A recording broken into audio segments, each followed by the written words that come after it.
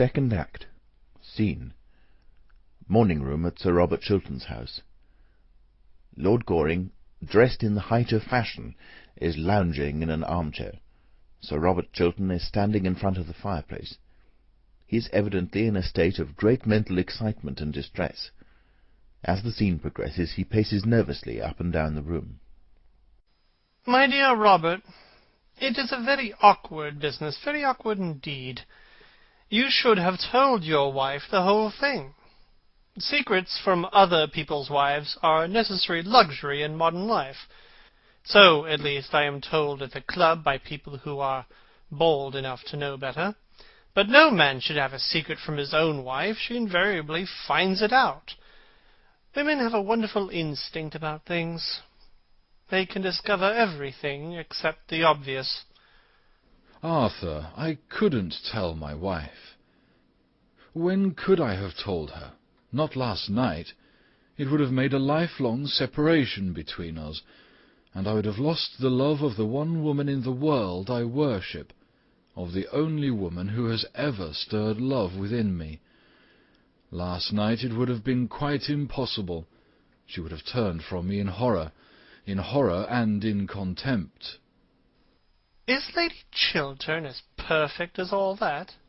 Yes, my wife is as perfect as all that.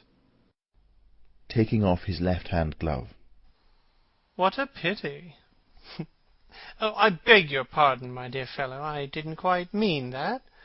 But if what you tell me is true, I should like to have a serious talk about life with Lady Chiltern.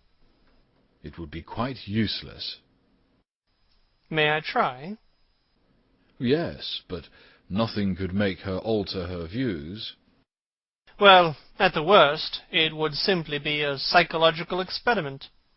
All such experiments are terribly dangerous. Everything is dangerous, my dear fellow. If it wasn't so, life wouldn't be worth living. Well, I'm bound to say that I think you should have told her years ago. When? When we were engaged?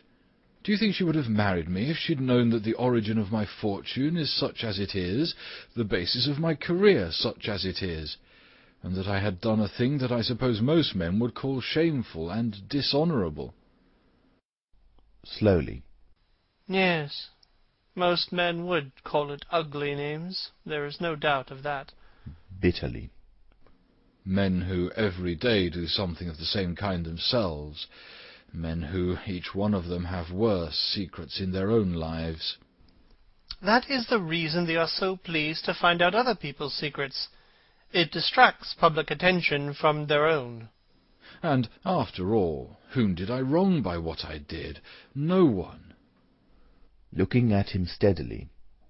Except yourself, Robert. After a pause.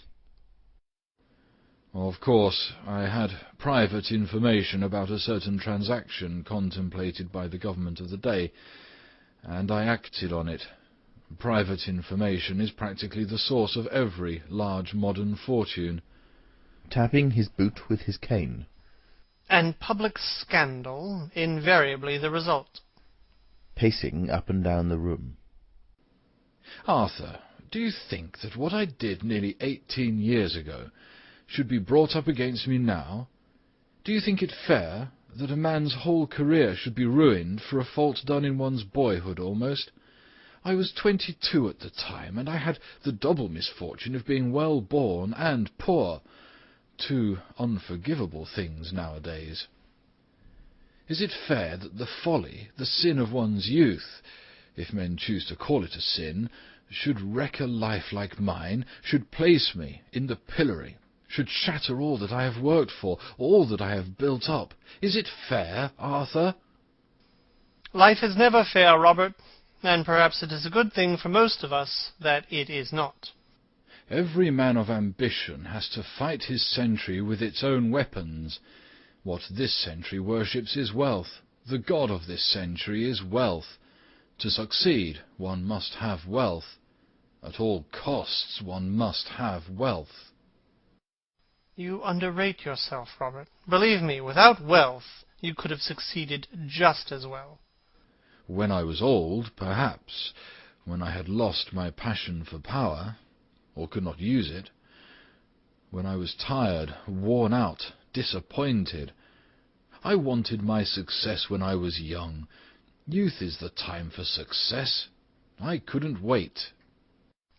Well, you certainly have had your success while you are still young. No one in our day has had such a brilliant success. Under-Secretary for Foreign Affairs at the age of 40. That's good enough for anyone, I should think. And if it is all taken away from me now?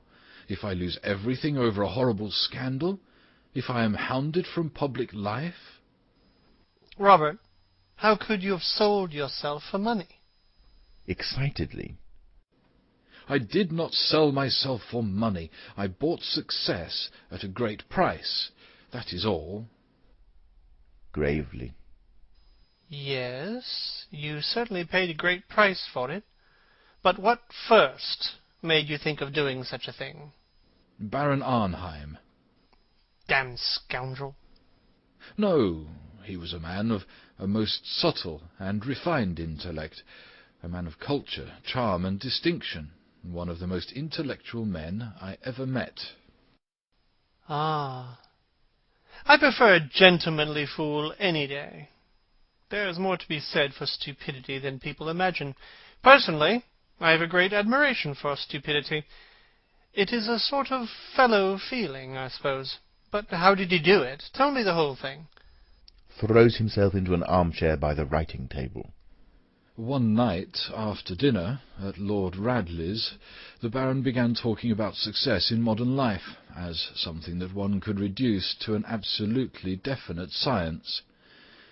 With that wonderfully fascinating, quiet voice of his, he expounded to us the most terrible of all philosophies, the philosophy of power, preached to us the most marvellous of all gospels, the gospel of gold.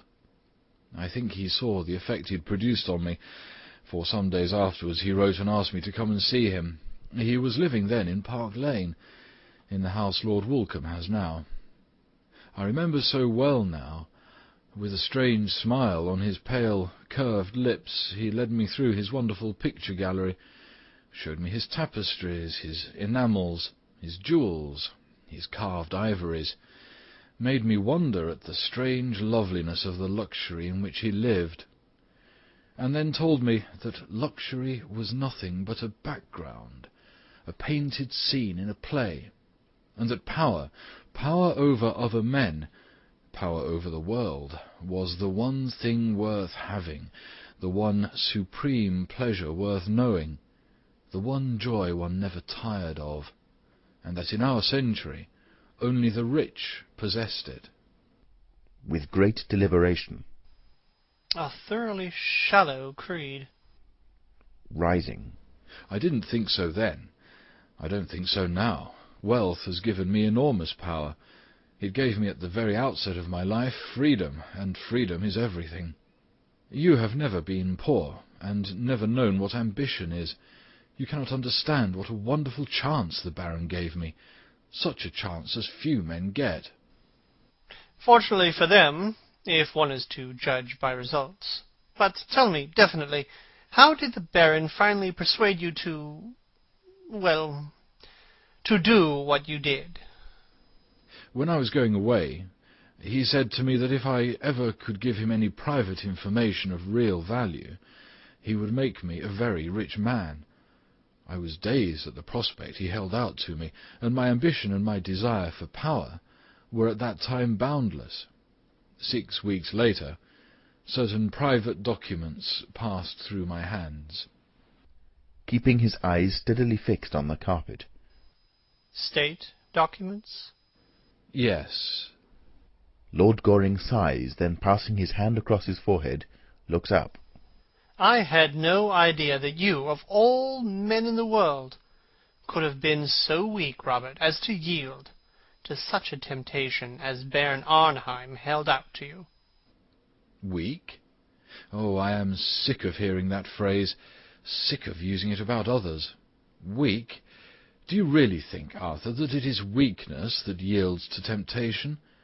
I tell you that there are terrible temptations that it requires strength strength and courage to yield to stake all one's life on a single moment, to risk everything on one throw, whether the stake be power or pleasure, I care not. There is no weakness in that. There is a horrible, a terrible courage. I had that courage. I sat down the same afternoon and wrote Baron Arnheim the letter this woman now holds. He made £750,000 over the transaction. And you? I received from the Baron £110,000.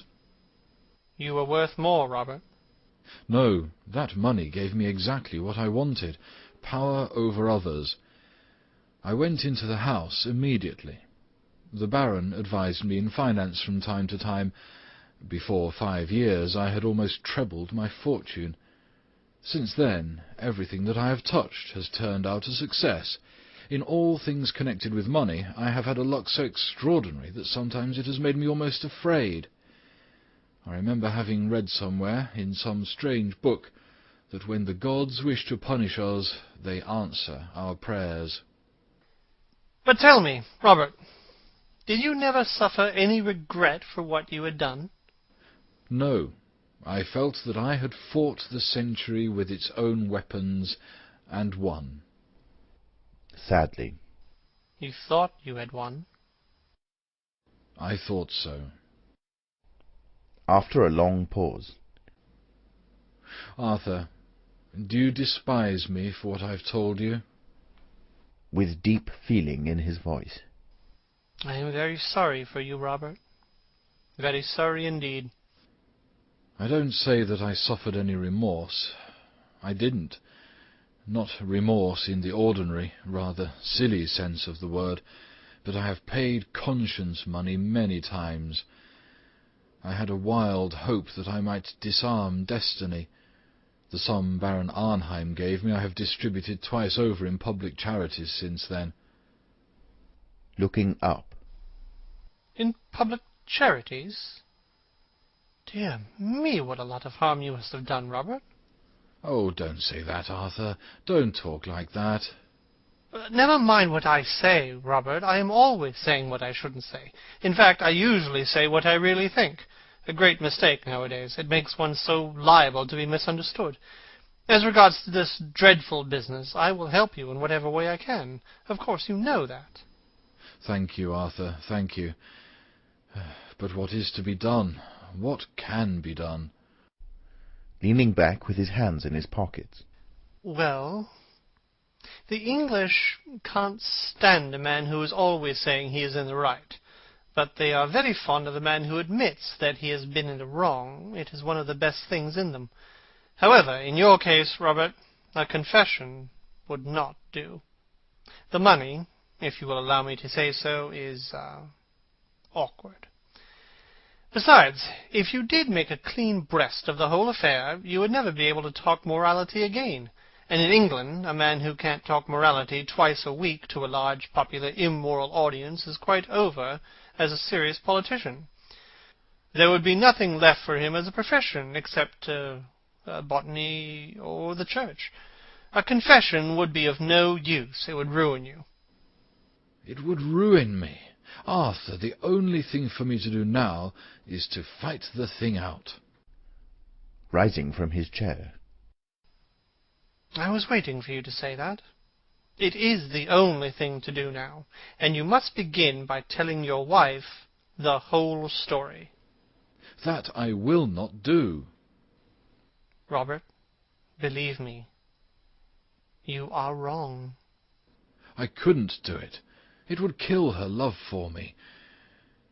And now about this woman, Mrs. Cheveley. How can I defend myself against her? You knew her before, Arthur, apparently. Yes. Did you know her well? Arranging his necktie. So little that I got engaged to be married to her once, when I was staying at the Tenbys. The affair lasted for 3 days, nearly. Why was it broken off? Airily. Oh, I forget. At least it makes no matter. By the way, have you tried her with money? She used to be confoundedly fond of money. I offered her any sum she wanted. She refused. Then the marvellous gospel of gold breaks down sometimes. The rich can't do everything, after all. Not everything. I suppose you are right. Arthur, I feel that public disgrace is in store for me. I feel certain of it. I never knew what terror was before. I know it now. It is as if a hand of ice were laid upon one's heart. It is as if one's heart were beating itself to death in some empty hollow. Striking the table. Robert, you must fight her. You must fight her. But how? I can't tell you how at present. I've not the smallest idea. But every one has some weak point. There is some flaw in each one of us. Strolls to the fireplace and looks at himself in the glass. My father tells me that even I have faults. Perhaps I have. I don't know. In defending myself against Mrs. Cheveley, I have a right to use any weapon I can find, have I not? Still looking in the glass. In your place, I don't think I should have the smallest scruple in doing so. She is thoroughly well able to take care of herself. Sits down at the table and takes a pen in his hand. Well, I shall send a cipher telegram to the embassy at Vienna to inquire if there is anything known against her. There may be some secret scandal she might be afraid of. Settling his buttonhole. Oh, I should fancy Mrs. Cheveley is one of those very modern women of our time who find a new scandal as becoming as a new bonnet, and air them both in the park every afternoon at 5:30. I am sure she adores scandals, and that the sorrow of her life at present is that she can't manage to have enough of them. Writing. Why do you say that?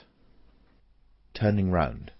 Well, she wore far too much rouge last night, and not quite enough clothes. That is always a sign of despair in a woman. Striking a bell. But it is worthwhile my writing to Vienna, is it not? It is always worthwhile asking a question, though it is not always worthwhile answering one. Enter Mason. Is Mr. Trafford in his room? Yes, Sir Robert. Puts what he has written into an envelope, which he then carefully closes. Tell him to have this sent off in cipher at once. There must not be a moment's delay. Yes, Sir Robert. Oh, just give that back to me again.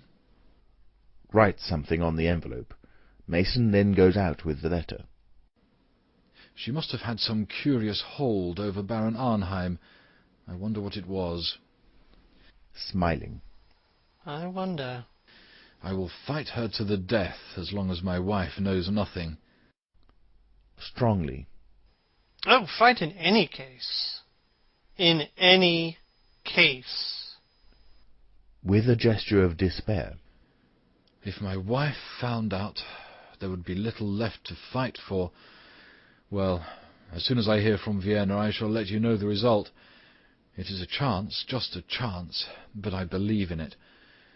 And as I fought the age with its own weapons, I shall fight her with her weapons. It is only fair, and she looks like a woman with a past, doesn't she? Most pretty women do. But there is a fashion in pasts, just as there is a fashion in frocks. Perhaps Mrs. Cheveley's past is merely a slightly décolleté one, and they are excessively popular nowadays. Besides, my dear Robert, I should not build too high hopes on frightening Miss Cheveley. I should not fancy Miss Cheveley is a woman who would be easily frightened. She has survived all her creditors, and she shows a wonderful presence of mind. Oh, I live on hopes now. I clutch at every chance. I feel like a man on a ship that is sinking. The water is round my feet, and the very air is bitter with storm. Hush, I hear my wife's voice. Enter Lady Chiltern in walking dress. Good afternoon, Lord Goring. Good afternoon, Lady Chiltern. Have you been in the park? No, I have just come from the Women's Liberal Association, where, by the way, Robert, your name was received with loud applause. And now I have come in to have my tea. To Lord Goring. You will wait and have some tea, won't you? I'll wait for a short time, thanks. I will be back in a moment. I am only going to take my hat off. In his most earnest manner. Oh, please don't. It is so pretty. One of the prettiest hats I ever saw. I hope the Women's Liberal Association received it with loud applause. With a smile. We have much more important work to do than look at each other's bonnets, Lord Goring. Really? What sort of work? Oh, dull, useful, delightful things.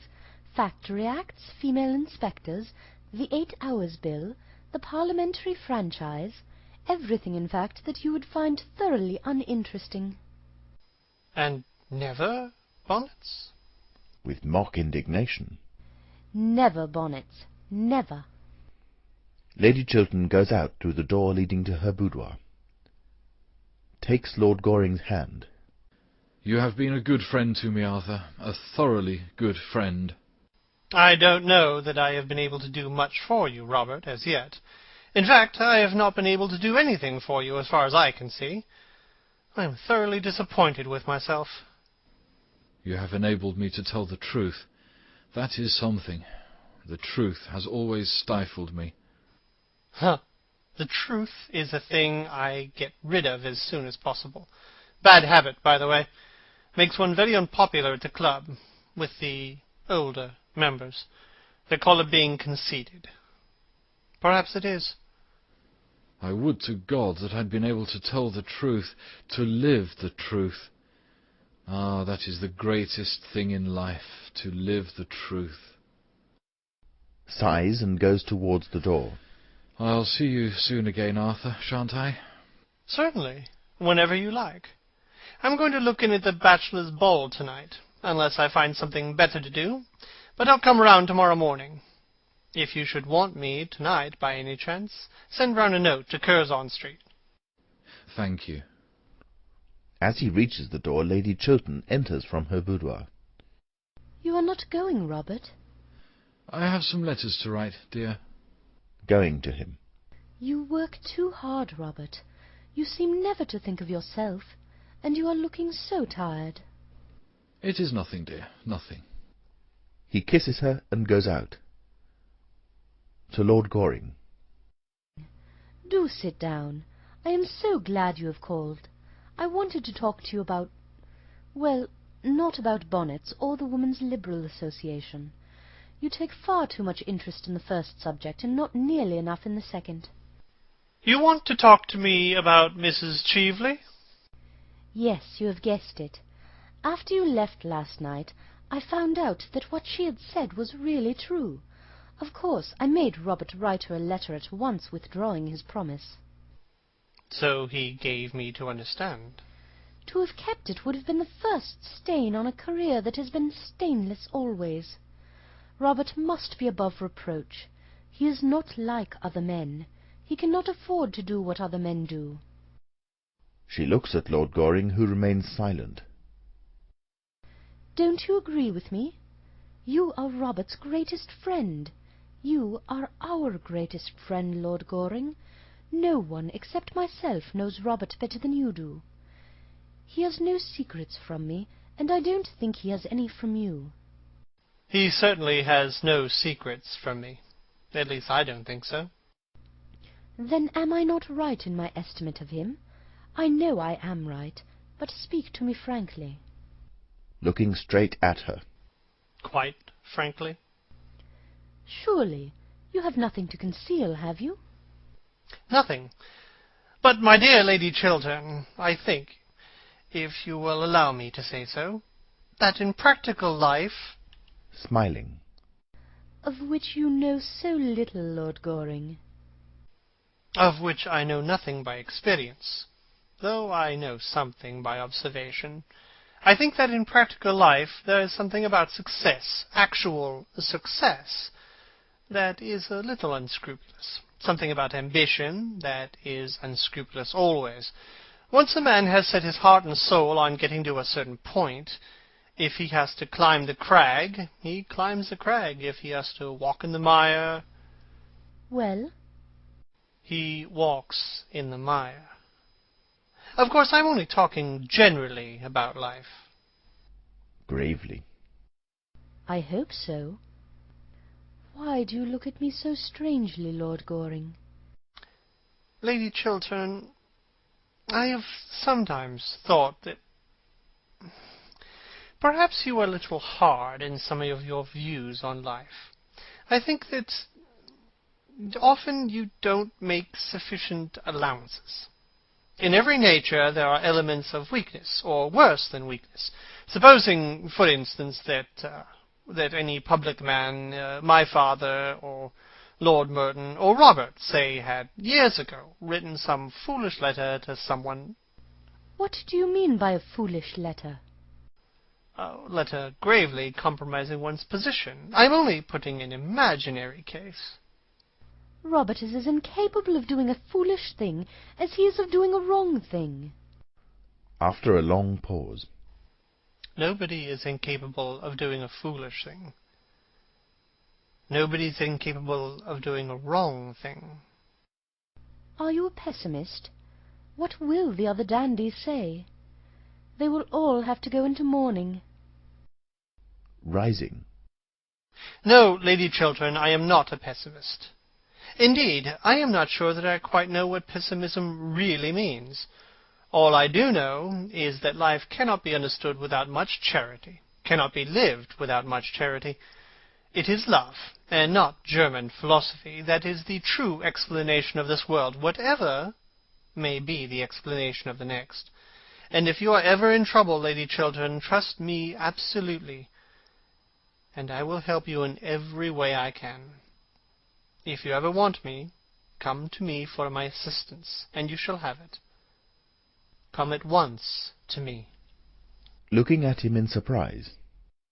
Lord Goring, you are talking quite seriously.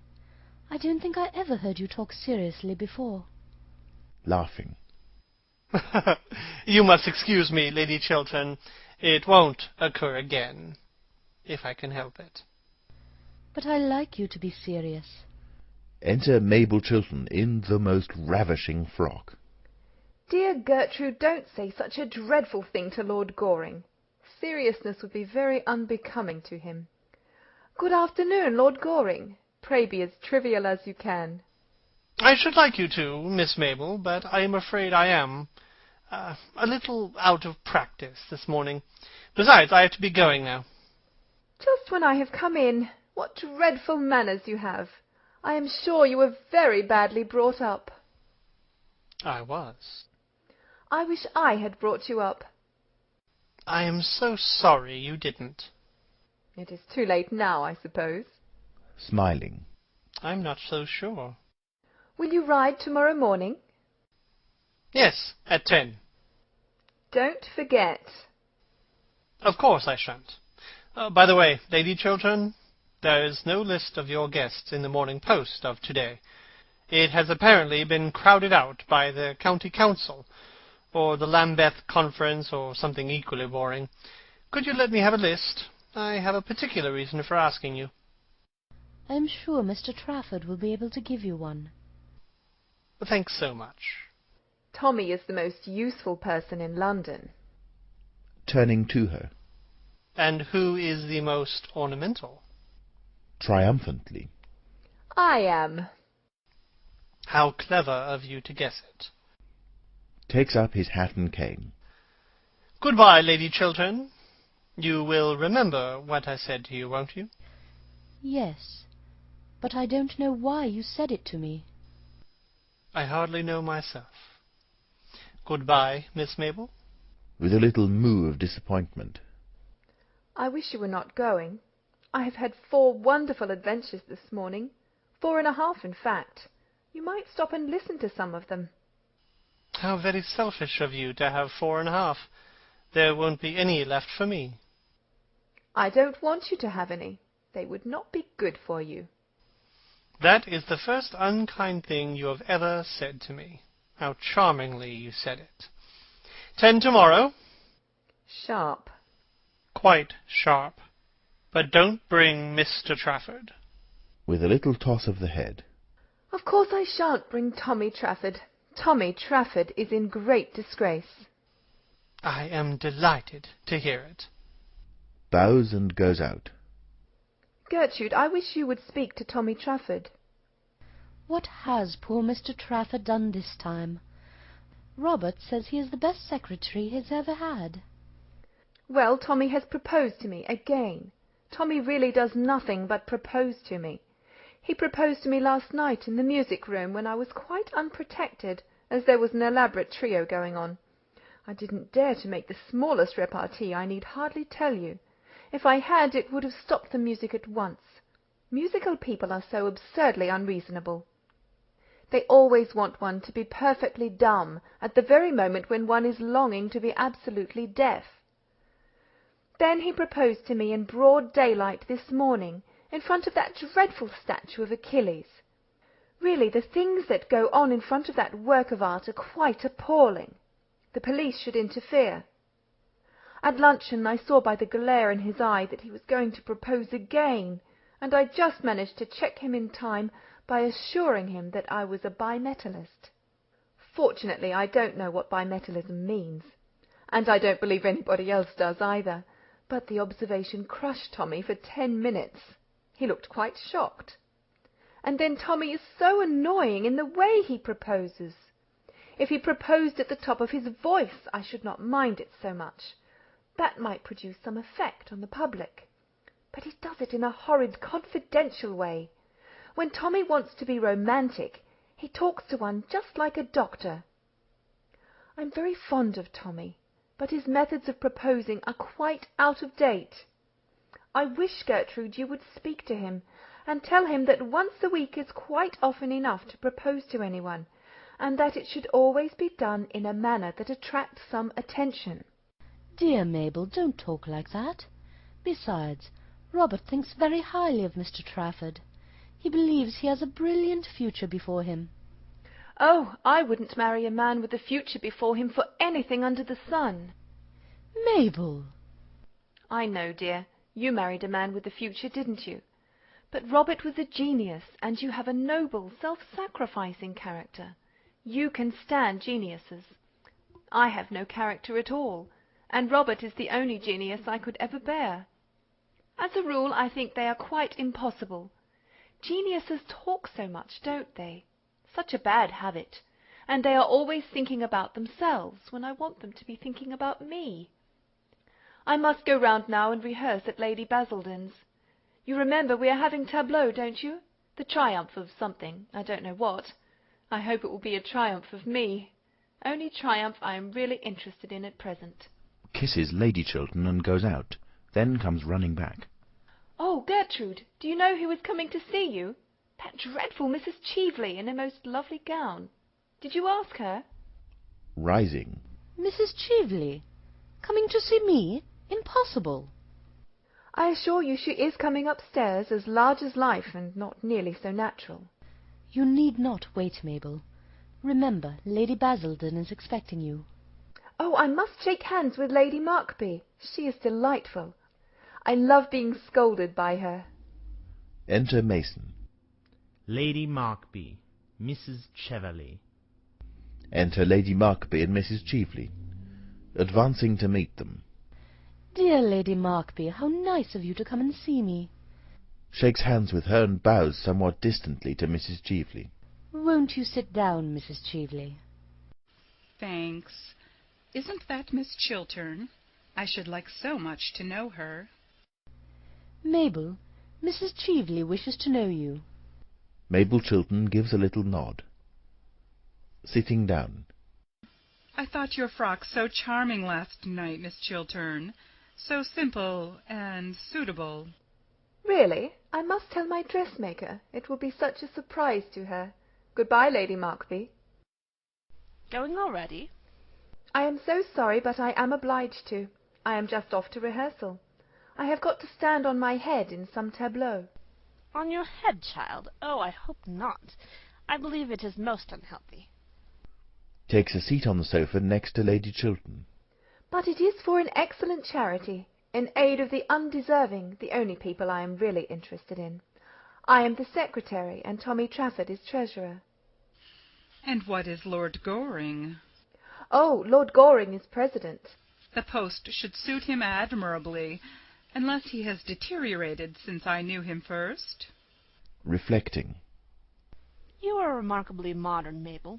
A little too modern, perhaps. Nothing is so dangerous as being too modern. One is apt to grow old-fashioned quite suddenly. I have known many instances of it. What a dreadful prospect! Ah, my dear, you need not be nervous. You will always be as pretty as possible. That is the best fashion there is, and the only fashion that England succeeds in setting. With a curtsy. Thank you so much, Lady Markby, for England and myself. Goes out. Turning to Lady Chiltern. Dear Gertrude, we just called to know if Mrs. Cheveley's diamond brooch has been found. Here? Yes, I missed it when I got back to Claridge's, and I thought I might possibly have dropped it here. I have heard nothing about it, but I will send for the butler and ask. Touches the bell. Oh, pray don't trouble, Lady Chiltern. I dare say I lost it at the opera before we came on here. Ah, yes, I suppose it must have been at the opera. The fact is, we all scramble and jostle so much nowadays that I wonder we have anything at all left on us at the end of an evening. I know myself that, when I am coming back from the drawing-room, I always feel as if I hadn't a shred on me except a small shred of decent reputation, just enough to prevent the lower classes making painful observations through the windows of the carriage. The fact is that our society is terribly overpopulated. Really, someone should arrange a proper scheme of assisted emigration. It would do a great deal of good. I quite agree with you, Lady Markby. It is nearly 6 years since I have been in London for the season, and I must say society has become dreadfully mixed. One sees the oddest people everywhere. That is quite true, dear, but one needn't know them.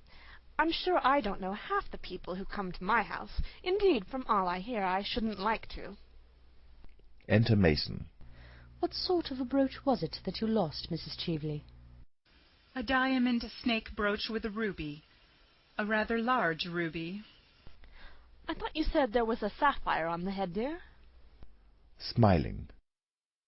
No, Lady Markby, a ruby. Nodding her head.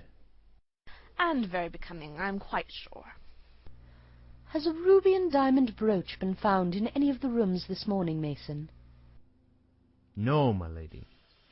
It really is of no consequence, Lady Chiltern. I am so sorry to have put you to any inconvenience.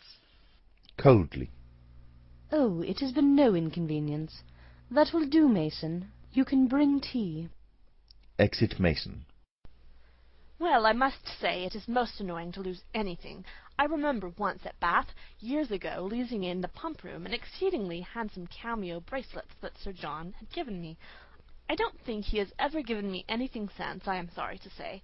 He is sadly degenerated. Really, this horrid House of Commons quite ruins our husbands for us. I think the Lower House by far the greatest blow to a happy married life that there has been since that terrible thing called the higher education of women was invented. Ah, it is heresy to say that in this house, Lady Markby. Robert is a great champion of the higher education of women, and so, I am afraid, am I. The higher education of men is what I should like to see. Men need it so sadly. They do, dear, but I am afraid such a scheme would be quite unpracticable. I don't think man has much capacity for development. He's got as far as he can, and that is not far, is it? With regard to women, well, dear Gertrude, you belong to the younger generation, and I am quite sure it is all right if you approve of it. In my time, of course, we were taught not to understand anything. That was the old system, and wonderfully interesting it was. I assure you that the amount of things I and my poor dear sister were taught not to understand was quite extraordinary. But modern women understand everything, I am told. Except their husbands.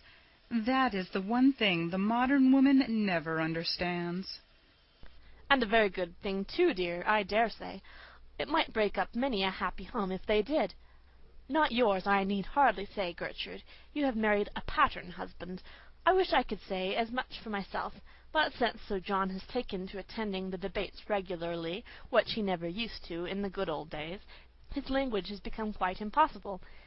He always seems to think he is addressing the House, and consequently whenever he discusses the state of the agricultural labourer, or the Welsh Church, or something quite improper of that kind, I am obliged to send all the servants out of the room. Is it not unpleasant to see one's own butler, who has been with one for 23 years, actually blushing at the sideboard, and the footmen making contortions in corners like persons in circuses?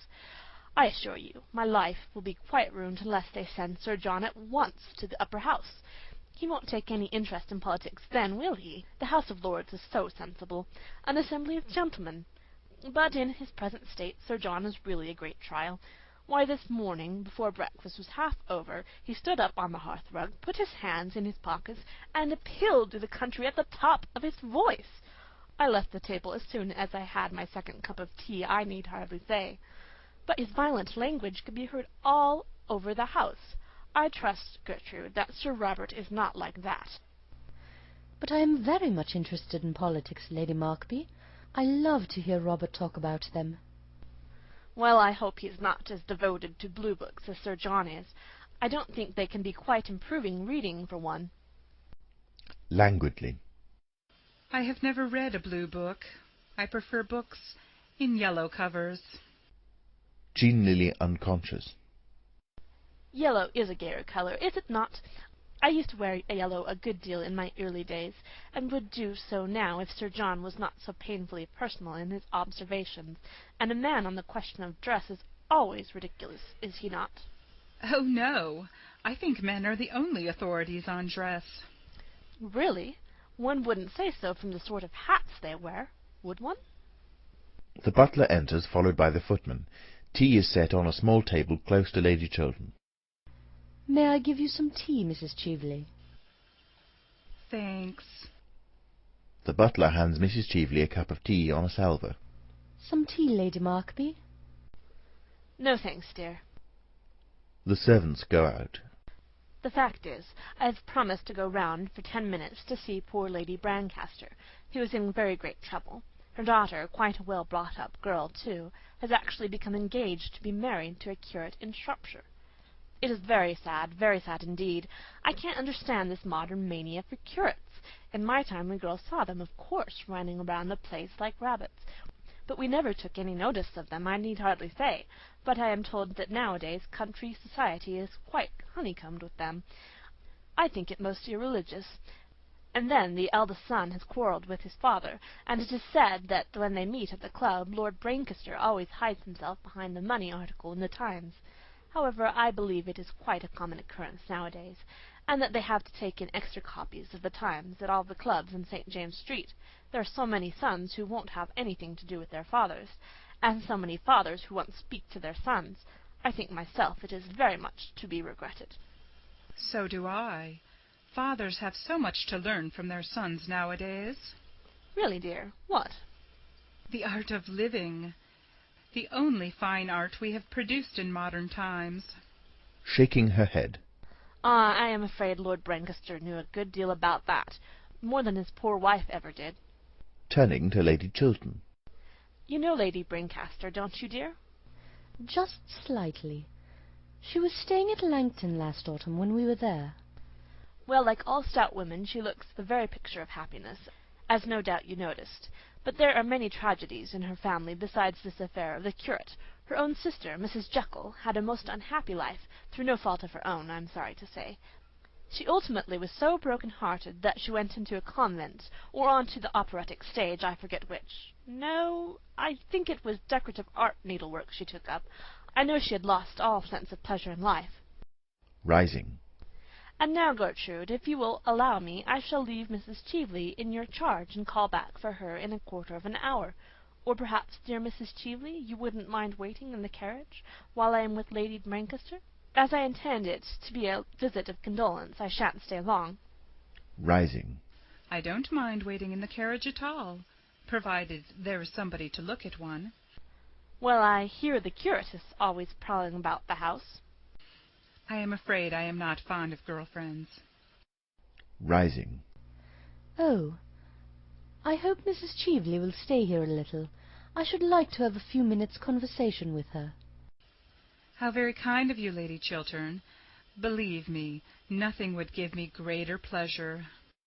Ah, no doubt you both have many pleasant reminiscences of your schooldays to talk over together. Goodbye, dear Gertrude. Shall I see you at Lady Bonar's tonight? She discovered a wonderful new genius. He does nothing at all, I believe. That's a great comfort, is it not? Robert and I are dining at home by ourselves tonight, and I don't think I shall go anywhere afterwards. Robert, of course, will have to be in the house, but there is nothing interesting on. Dining at home by yourselves? Is that quite prudent? Ah, I forget. Your husband is an exception. Mine is the general rule, and nothing ages a woman so rapidly as having married the general rule. Exit Lady Markby. Wonderful woman, Lady Markby, isn't she? Talks more and says less than anybody I ever met. She is made to be a public speaker, much more so than her husband, though he is a typical Englishman, always dull and usually violent. Makes no answer, but remains standing. There is a pause. Then the eyes of the two women meet. Lady Chiltern looks stern and pale. Mrs. Cheveley seems rather amused. Mrs. Cheveley, I think it is right to tell you quite frankly that had I known who you really were, I should not have invited you to my house last night. With an impertinent smile. Really? I could not have done so. I see that after all these years you have not changed a bit, Gertrude. I never change. Elevating her eyebrows. Then life has taught you nothing? It has taught me that a person who has once been guilty of a dishonest and dishonourable action may be guilty of it a second time and should be shunned. Would you apply that rule to everyone? Yes, to everyone without exception. Then I am sorry for you, Gertrude, very sorry for you. You see now, I was sure, that for many reasons any further acquaintance between us during your stay in London is quite impossible. Leaning back in her chair. Do you know, Gertrude, I don't mind your talking morality a bit. Morality is simply the attitude we adopt towards people whom we personally dislike. You dislike me. I am quite aware of that, and I have always detested you, and yet I have come here to do you a service. Contemptuously. Like the service you wished to render my husband last night, I suppose. Thank heaven I saved him from that. Starting to her feet. It was you who made him write that insolent letter to me? It was you who made him break his promise? Yes. Then you must make him keep it. I give you till tomorrow morning, no more. If by that time your husband does not solemnly bind himself to help me in this great scheme in which I am interested— This fraudulent speculation. Call it what you choose. I hold your husband in the hollow of my hand, and if you are wise, you will make him do what I tell him. Rising and going towards her. You are impertinent. What has my husband to do with you, with a woman like you? With a bitter laugh. In this world, like meets with like. It is because your husband is himself fraudulent and dishonest that we pair so well together. Between you and him there are chasms. He and I are closer than friends. We are enemies linked together. The same sin binds us. How dare you class my husband with yourself? How dare you threaten him or me? Leave my house. You are unfit to enter it. Sir Robert Chiltern enters from behind. He hears his wife's last words, and sees to whom they are addressed. He grows deadly pale. Your house, a house bought with the price of dishonour, a house everything in which he has paid for by fraud. Turns around and sees Sir Robert Chiltern. Ask him what the origin of his fortune is. Get him to tell you how he sold to a stockbroker a cabinet secret.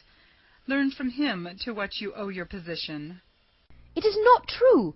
Robert, it is not true! Pointing at him with outstretched finger. Look at him. Can he deny it? Does he dare to? Go at once. You have done your worst now. My worst? I have not yet finished with you, with either of you. I give you both till tomorrow at noon. If by then you don't do what I bid you to do, the whole world shall know the origin of Robert Chiltern. Sir Robert Chiltern strikes the bell. Enter Mason. Show Mrs. Cheveley out. Mrs. Cheveley starts, then bows with somewhat exaggerated politeness to Lady Chiltern, who makes no sign of response. As she passes by Sir Robert Chiltern, who is standing close to the door, she pauses for a moment and looks him straight in the face. She then goes out, followed by the servant, who closes the door after him. The husband and wife are left alone. Lady Chiltern stands like someone in a dreadful dream. When she turns round and looks at her husband, she looks at him with strange eyes, as though she were seeing him for the first time. You sold a cabinet secret for money? You began your life with fraud? You built up your career on dishonour? Oh, tell me it's not true. Lie to me, tell me it's not true. What this woman said is quite true. But Gertrude, listen to me. You don't realize how I was tempted. Let me tell you the whole thing. Goes towards her. Don't come near me, don't touch me. I feel as if you had soiled me forever. Oh, what a mask you have been wearing all these years. A horrible painted mask. You sold yourself for money. Oh, a common thief were better. You put yourself up to sale to the highest bidder. You were bought in the market. You lied to the whole world. And yet you will not lie to me. Rushing towards her. Gertrude! Gertrude!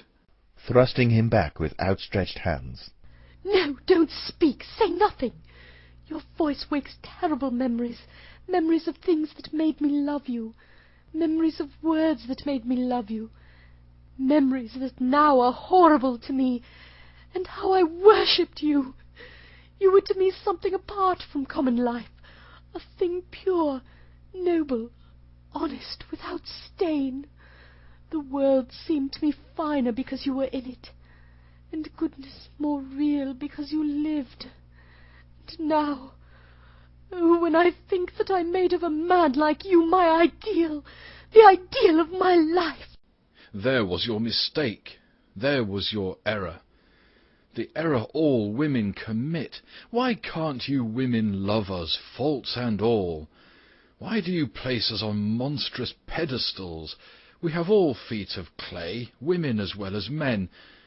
But when we men love women, we love them knowing their weaknesses, their follies, their imperfections, love them all the more, it may be, for that reason.